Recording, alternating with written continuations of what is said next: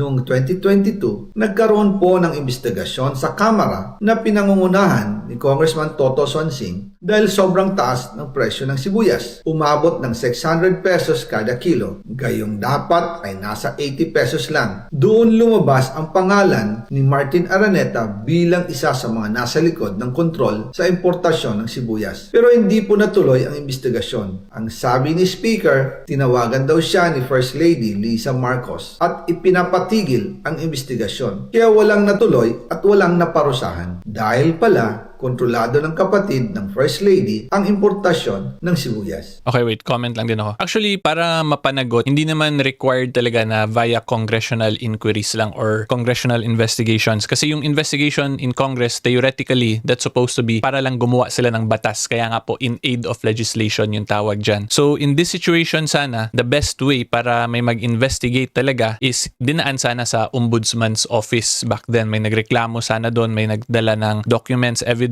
para po may trail na susundan yung ombudsman dun sa investigation na gagawin nila.